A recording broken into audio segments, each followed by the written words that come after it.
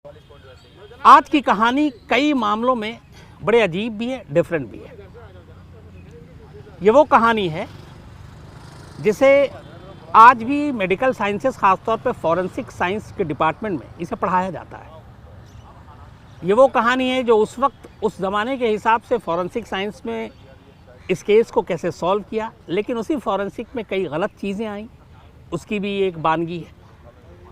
ये वो कहानी है जिसमें एक मरने वाले शख्स का कैसे रिलीजन चेंज हो जाता है, फिर बाद में गलती का एहसास होता है, वो भी एक कहानी है। इस कहानी ने उस वक्त के दौर में, उस दौर में एक तरह से एक सेंसेशन पैदा किया था और लोगों का बड़ा इंटरेस्ट था। अखबारों में फ्रंट पेज पे ये खबरें छपती थी। कहानी अब से करीब करीब 70 साल या 68 साल पुरानी है। उस वक्त के मद्रास की है, 1952 की है, 1952 की है। एक बेहद सनसनीखेज कत्ल की ये कहानी है। कहानी शुरू होती है 28 अगस्त 1952 को, 28 अगस्त 1952। मद्रास में रहने वाला एक बिजनेसमैन जिसका पेन का बिजनेस था, कलम का, और साथ में साड़ियों का भी, और जो एक्स आर्मी मैन था, मतलब उससे पहले वो जब ब्रिटिश आर्मी थी उसमें वो काम कर चुका। सेकेंड वर्ल्ड वॉर में उसने हिस्सा लिया, दूसरे विश्व युद्ध में, और विश्व युद्ध के बाद फिर उसने आर्मी छोड़ी और अपना बिजनेस करने लगा। तो उसने कलम का धंधा शुरू किया और साथ में साड़ियों का धंधा, और मद्रास में, जो आज का चेन्नई है। शादी हो चुकी थी, 2 बच्चे थे, जिंदगी ठीक ठाक चल रही थी। लेकिन तभी 28 अगस्त 1952 कोई शख्स की बीवी पुलिस में जाकर एक रिपोर्ट लिखाती है कि मेरा हस्बैंड, मेरा पति, जिसका नाम अलावंडर है, वो गायब है, घर नहीं आया।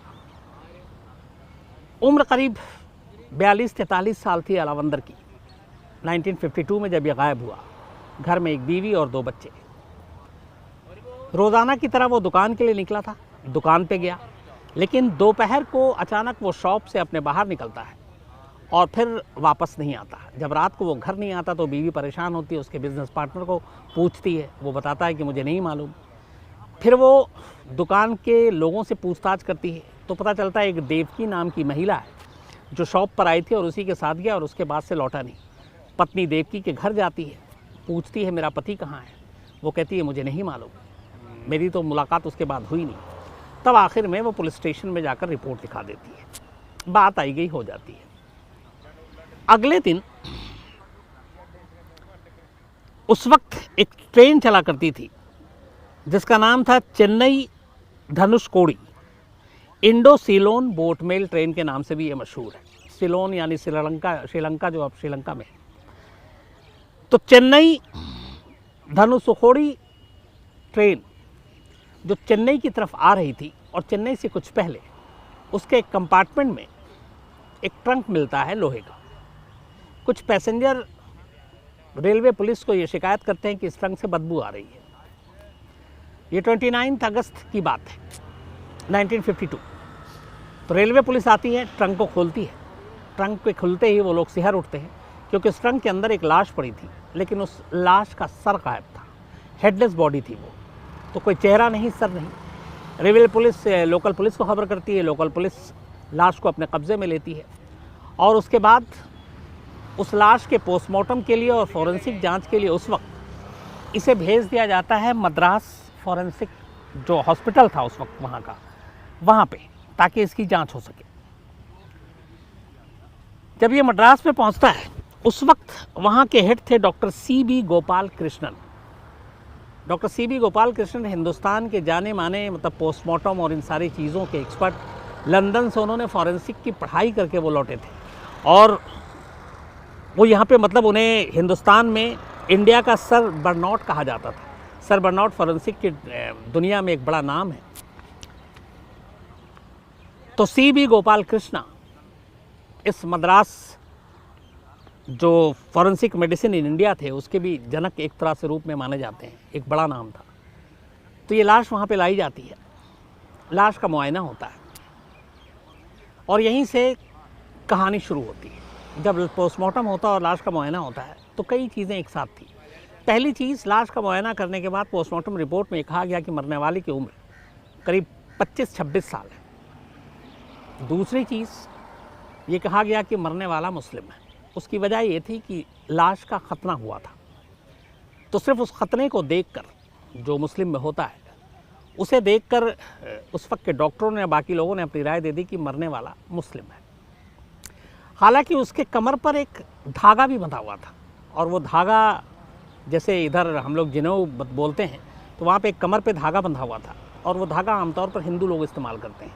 लेकिन उस धागे को नज़रअंदाज कर दिया गया और खतने को देखकर ये फैसला लिया गया कि मरने वाला मुस्लिम है और उसकी उम्र 25 साल के आसपास। अब इससे ज़्यादा लाश का चेहरा है नहीं तो शिनाख्त हो नहीं सकती थी। बात आई गई हो गई, अब पुलिस अपनी जांच कर रही है। इसी दौरान में अलावंदर की वाइफ ने पुलिस में जब कंप्लेंट लिखाई तो मद्रास पुलिस ने भी तफ्तीश शुरू की। उसका सबसे पहले हुआ कि आखिरी बार किसके साथ देखा गया, तो पूछताछ में पता चला कि अलावंदर एक देवकी नाम की महिला के साथ देखा गया था और वो शॉप पे आई थी। अब पुलिस की टीम देवकी के घर पहुंचती है। देवकी अपने घर में अपने पति मिलन के साथ रहा करती थी और इन दोनों की शादी को अभी ज़्यादा वक्त नहीं हुआ था, मुश्किल से साल भी पूरा नहीं हुआ था। पुलिस की टीम देवकी के घर पहुंचती है और पूछती है कि अलावंदर को आपने कब देखा, कहाँ है, कुछ गायब है, वो बताइए। देवकी कहती है मैंने दोपहर को देखा, उसके बाद मेरी कोई मुलाकात नहीं है। पुलिस टीम को कुछ शक होता नहीं है। पूछताछ करके वहाँ से वो बाहर निकलती है। जो मद्रास पुलिस उस वक्त पूछताछ करने गई थी वो सारे साइकिल पर थे, करीब 3 से 4 पुलिस वाले थे। साइकिल पे देवकी से घर से बाहर निकलते हैं, थाने के लिए वो निकलते हैं, रवाना होते हैं। लेकिन देवकी के घर से थाने के बीच में एक मोड़ आता है और उस मोड़ के किनारे समंदर का किनारा था। तो जब पुलिस वाले साइकिल पर जा रहे होते हैं तो देखते हैं समंदर किनारे कुछ लोगों की भीड़ है। तो ये पुलिस वाले भी अपनी साइकिल को उस तरफ मोड़ देते हैं और साइकिल लगाने के बाद उस भीड़ में शामिल होते हैं और देखते हैं कि क्यों भीड़ है। तो पुलिस वालों की नज़र पड़ती है, वो भीड़ जो है एक टी शर्ट थी और उस टी शर्ट में कोई चीज़ लिपटी हुई थी और वो वहाँ रखी हुई थी। अब लोग उसे देख रहे थे और उन्हें पता नहीं था इसमें है क्या। तो पुलिस ने पूछा कि ये कहाँ से आया, तो उन्होंने कहा कि ये यहीं समंदर किनारे रेत में गड़ा हुआ था और रेत पानी जब आया तो पानी ने उस रेत को उड़ाया और उसके अंदर से ये एक टी शर्ट निकला और इसके अंदर कुछ बंधा हुआ है। पुलिस की टीम उस टी शर्ट को खोलती है, जैसे ही खोलती है उनकी चीखें निकल जाती हैं क्योंकि उस टी शर्ट के अंदर एक सर था, एक इंसान का सर। फ़ौरन चारों पुलिस वाले अपने सुपीरियर को खबर करते हैं। उसके बाद बाकी की पुलिस टीम आती है, उस सर को अपने कब्ज़े में लेती है और फिर उस सर को हॉस्पिटल भेजा जाता है। अब ये सर भी मद्रास के उसी हॉस्पिटल में पहुंचता है जिस हॉस्पिटल में एक दिन पहले एक बिना सर के लाश पहुंची थी। सर थोड़ा सा डिकम्पोज था, थोड़ा सा सड़ गया था, लेकिन अभी भी बाकी चीज़ें सलामत थी। उसके बाद वहाँ जब आती है तो पहले पुलिस को ये लगता है कि 24 घंटे पहले एक धड़ मिला, उसके बाद एक सर मिला, कहीं ऐसा तो नहीं है दोनों एक हो। तो डॉक्टर से कहा जाता है कि आप इसकी जांच कीजिए। डॉक्टर CB गोपाल कृष्णा इस मामले की जांच करते हैं फॉरेंसिक के हिसाब से। वो देखते हैं सर का हिस्सा कटा हुआ और जो धड़ है वो कटा हुआ, दोनों को जब जोड़ते हैं तो लगभग वो मिल जाता है। इसके बाद फिर वो पूरी तरीके से दोबारा से नए सिरे से जांच करते हैं और तब वो बताते हैं सही चीज़ें कि मरने वाले की उम्र करीब 42 से 45 साल है और ये जो कत्ल हुआ है करीब 48 घंटे पहले हुआ है। अब लेकिन ये था कि ये मरने वाला, क्योंकि रिपोर्ट लिखाई थी अलावंदर की, तो ये वही तो नहीं है। अब पुलिस को ये लगा कि सीधे जाकर उनकी वाइफ को बुलाएं और पहचानें और लाश किसी और की हो तो ये ठीक नहीं होगा, पता नहीं दिल पे क्या बीतेगी। तो उन्होंने कहा पहले और पुख्ता हो लेते हैं। तो CB गोपाल कृष्णा ने ये कहा कि चूँकि अलावंदर ब्रिटिश आर्मी में काम कर चुका है तो उसके सारे कागजात और उसके फिंगरप्रिंट्स वहाँ ज़रूर होंगे। तो फिर वो पुराने रिकॉर्ड फाइलों को निकाला जाता है, उसमें से अलावंदर की उंगलियों के निशान मिलते हैं। उन उंगलियों के निशान के इस लाश के निशान के साथ शिनाख्त कराई जाती है, दोनों निशान मैच कर जाते हैं। तब जाकर गोपाल कृष्णा को ये यकीन हो जाता है कि मरने वाला जो है वो अलावंदर ही है। इसके बाद उनकी वाइफ को बुलाया जाता है और वाइफ आती है, लाश देखती है और पहचान लेती है कि ये अलावंदर ही है। तो एक ऐसी लाश जिसका सर कटा हुआ था, धड़ कहीं और से मिला, दोनों का मिलान हो चुका, मरने वाले की अब शिनाख्त हो चुकी है। अब सवाल ये कि कातिल कौन और कत्ल क्यों। पुलिस की टीम दोबारा देवकी के घर पहुंचती है क्योंकि आखिरी विटनेस वही थी, इस उम्मीद में कि वो कुछ सुराग दे दे। लेकिन पुलिस हैरान रह जाती है जब वो देवकी के घर पहुंचती है तो पता चलता है कि घर पे ताला लगा हुआ है। पड़ोसियों से पता चलता है कि वो दोनों वहाँ से निकल चुके हैं और ये कह कर गए हैं कि वो बॉम्बे जा रहे हैं, जो आज का मुंबई है।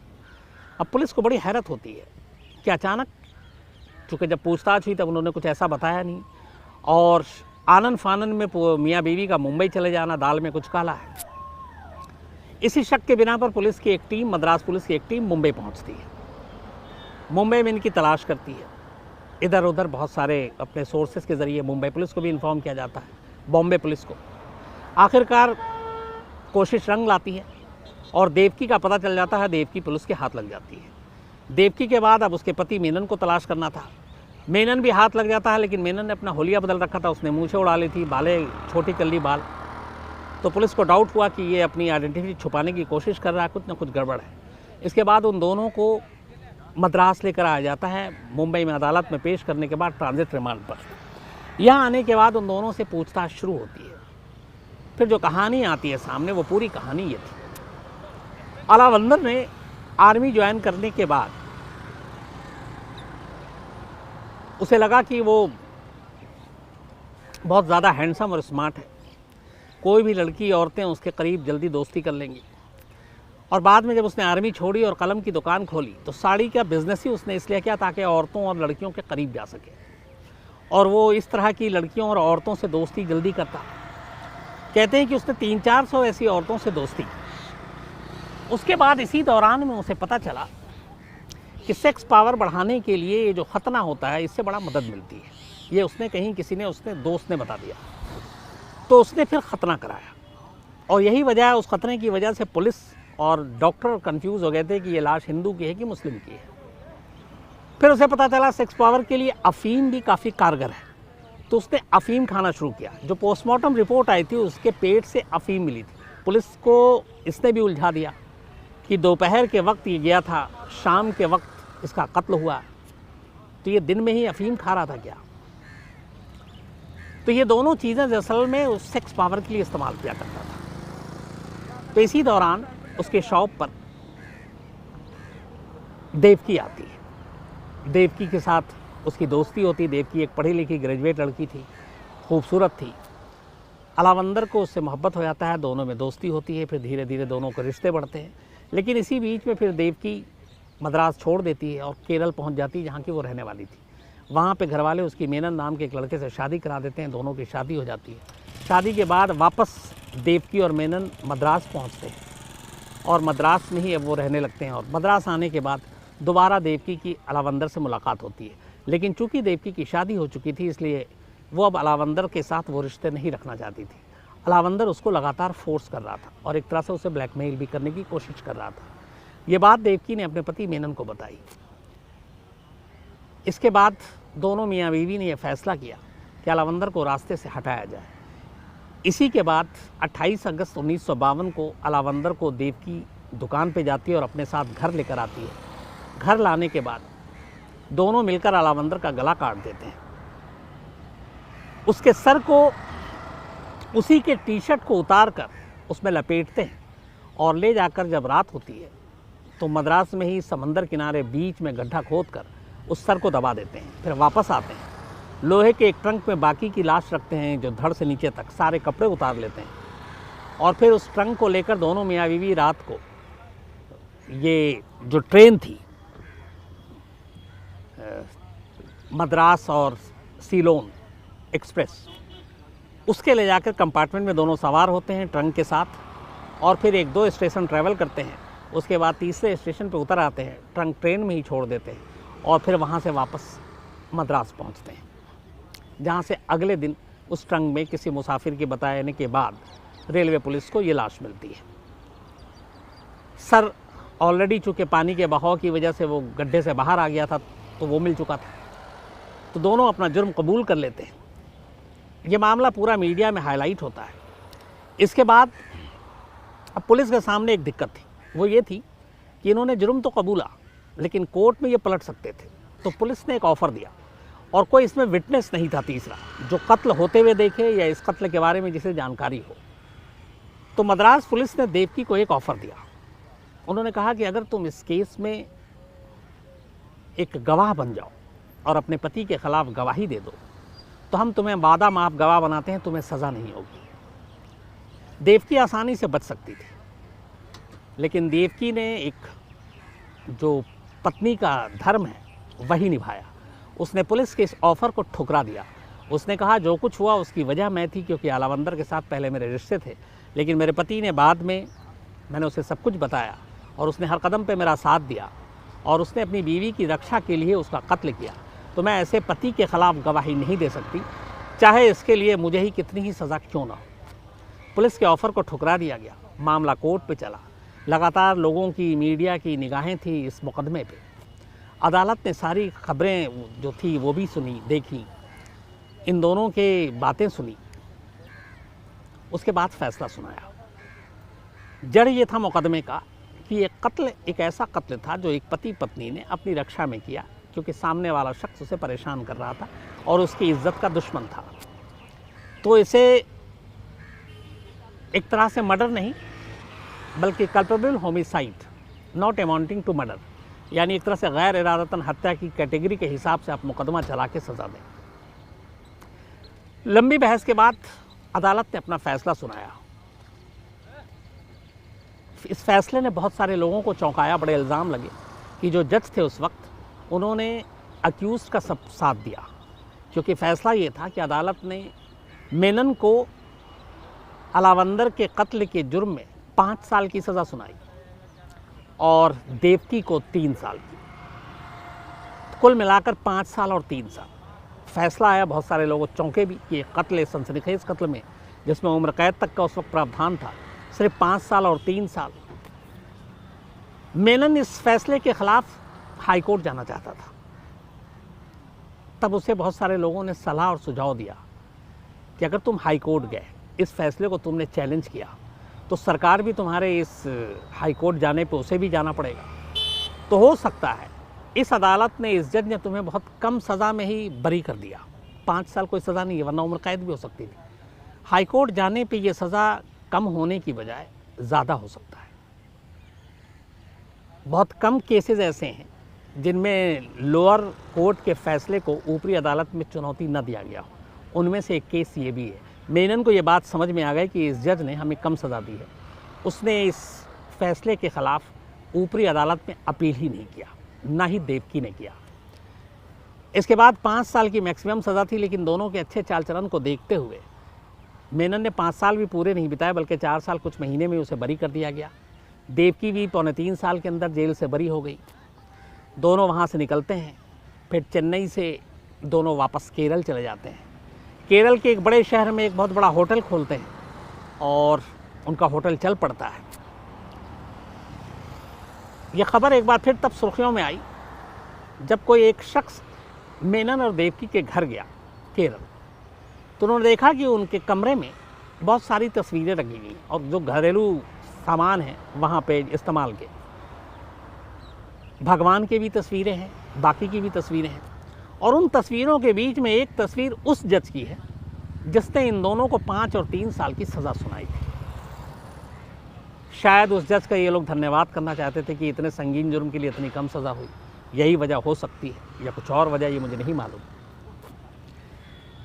लेकिन ये केस आज भी इंडिया में जो फॉरेंसिक साइंस है उसमें पढ़ाया जाता है, इसका मेंशन होता है 50 साल पुराने इस केस का। और उसकी वजह बल्कि 70 साल हो गए। 2-3 वजह। उसकी एक ये कि कैसे एक फॉरेंसिक साइंस ने उसकी गलत उम्र को गलत बताया, लेकिन फिर लाश की सही शिनाख्त हुई। कैसे पेट में अफीम मिला था, उस अफीम के ज़रिए कड़ियों को जोड़ने की कोशिश की पुलिस ने, कैसे आइडेंटिफाई किया। तो उस वक्त CB गोपाल कृष्णा को इस केस ने एक तरह से और ज़्यादा मकबूलियत दी, उनका नाम बड़ा चर्चे में आया। और 70 साल बीत जाने के बाद भी ये केस फॉरेंसिक साइंस में एक नज़ीर की तरह पेश किया जाता, पढ़ाया जाता है, समझाया जाता है कि उस वक्त जबकि कुछ नहीं था, इतनी हमने तरक्की नहीं की थी, लेकिन फिर भी एक फॉरेंसिक साइंस की मदद से एक केस कैसे सॉल्व हुआ था। तो ये थी वो कहानी। आज भी जो पुराने लोग हैं चेन्नई में इस कहानी को याद रखते हैं। 1995 में शायद इस कहानी पे ही दूरदर्शन पे एक 13 एपिसोड का सीरियल बना था, लेकिन वो तमिल में था और काफ़ी चर्चित रहा था। हिंदी में नहीं बन पाया था, वो तमिल में था। 13 एपिसोड का ये सीरियल था अलावंदर केस पे। तो उम्मीद है आपको ये कहानी पसंद आई होगी। हालांकि पुरानी थी, लेकिन क्राइम की ख़बरों में कई चीज़ें ऐसी होती जो हमेशा चौंकाती हैं। तो इसमें किस तरीके से एक केस जिसमें पहले तो धर्म का आया कि मरने वाला हिंदू है कि मुस्लिम है, फिर उम्र को लेकर आया, फिर जिस तरीके से मोटिव सामने आया, फिर जिस तरीके से अदालत ने सज़ा सुनाई, वो सारी चीज़ें एक एक कर इस केस को हमेशा एक तरह से ज़िंदा रखती हैं। तो आज की कहानी में इतना ही। फिर मुलाकात होगी आपसे कल किसी और नई कहानी के साथ। तब तक अपना ख्याल रखिएगा। Thank you very much.